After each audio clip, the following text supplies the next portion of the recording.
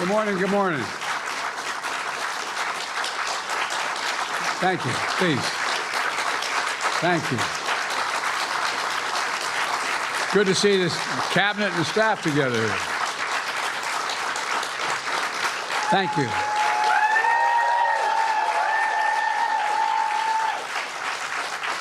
Thank you, thank you, thank you. Please. Thank you, thank you, thank you. It's good to see you all. Particularly good to see my granddaughter sitting in the front row here. Hi, Finn. How are you, honey? For over 200 years, America has carried on the greatest experiment in self-government in the history of the world. And that's not hyperbole, that's a fact. We're the people. The people vote and choose their own leaders, and they do it peacefully. And we're in a democracy. The will of the people always prevails. Yesterday, I spoke with President-elect Trump to congratulate him on his victory. And I assured him that I'd direct my entire administration to work with his team to ensure a peaceful and orderly transition. That's what the American people deserve. Yesterday, I also spoke with Vice President Harris. She's been a partner and a public servant. She ran an inspiring campaign, and everyone got to see something that I learned early on to respect so much, her character. She has a backbone like a ramrod. She has great character, true character. He says she got a backbone like a ramrod. That's crazy. Dog, Biden is nuts. Biden is absolutely nuts. Gave her whole heart and effort, and she and her entire team should be proud of the campaign they ran. Jesus Christ. You know, the struggle for the soul of America since our very founding has always been an ongoing debate and still vital today. I know for some people, it's a time for victory, to state the obvious. For others, it's a time of loss. Campaigns are contests of competing visions. The country chooses one or the other. We accept the choice the country made. Is it me, and I was saying this earlier, I was telling somebody about this earlier, is it me, I think it was on the Millionaire Morning Show, Biden looks rested. He looks like he's had a lot of rest, he's coherent, he's thinking. All of a sudden, he's not fumbling over himself. And this is how you know your elders may be time. It may be time for them to sit down, number one. And number two, he might be the happiest person in this election. Let's continue, and we'll talk about it in a minute. I've said many times, you can't love your country only when you win.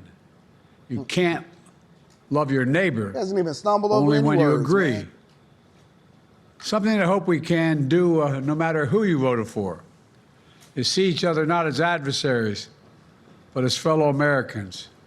Bring down the temperature. I also hope we can lay to rest the question about the integrity of the American electoral system. It is honest, it is fair, and it is transparent. And nothing is more transparent than the fact that Kamala Harris got beat to a pulp. And here's the thing.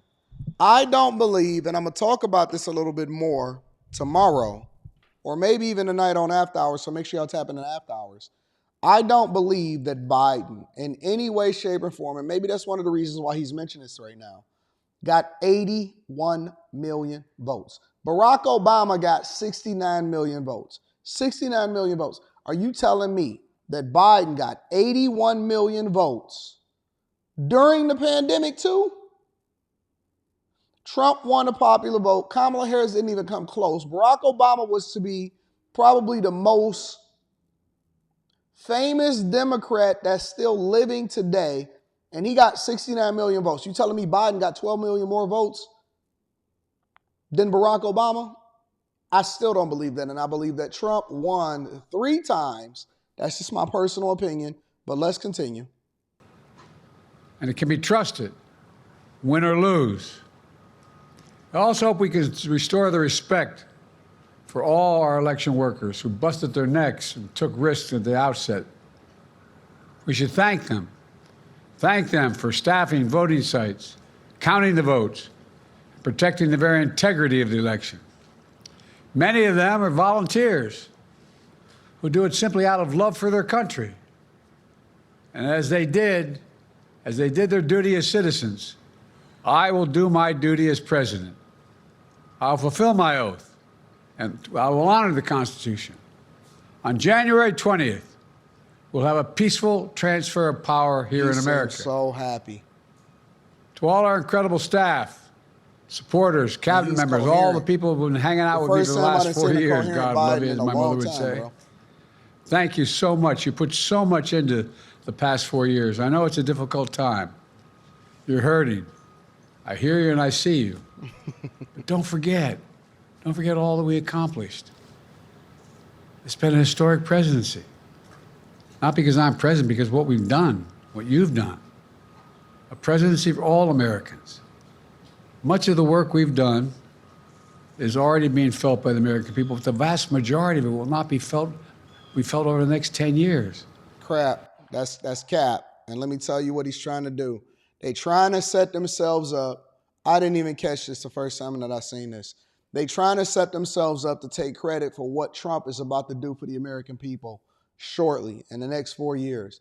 They're trying to set themselves up for what Trump is going to do for the American people over the next 4 years and take credit for what he did, similar to what Obama tried to do. That's nonsense. We have legislation we passed that's just only now just really kicking in. We're going to see over $1 trillion worth of infrastructure work done, changing people's lives in rural communities and communities that are in real difficulty, because it takes time to get it done. And so much more. It's going to take time, but it's there. The road ahead is clear, assuming we sustain it. There's so much we can get done and will get done based on the way the legislation was passed. And it's truly historic. You know, we're leaving behind the strongest economy in the world.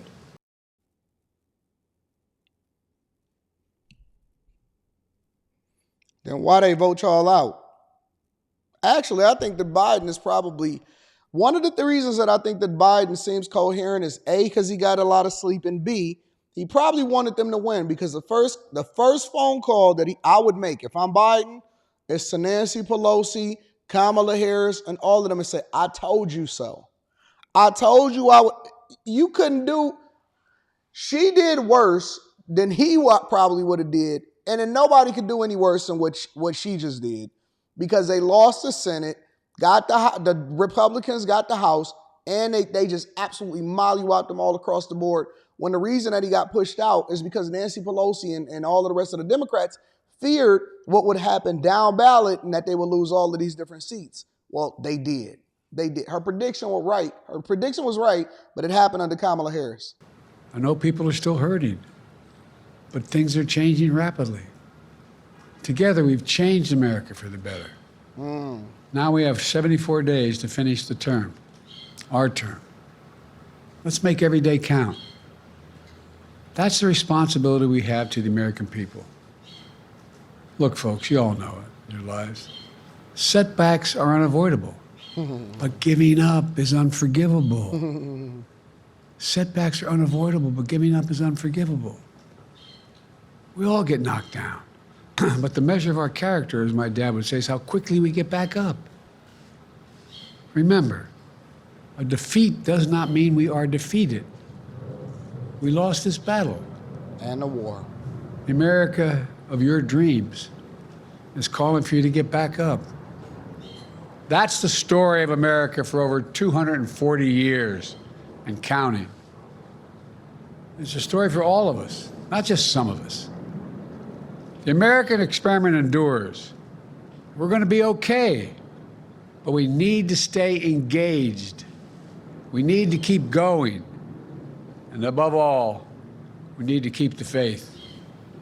I'm so proud to have worked with all of you. I really mean it. I sincerely mean it. God bless you all. God bless America. And may God protect our troops. Thank you, thank you, thank you.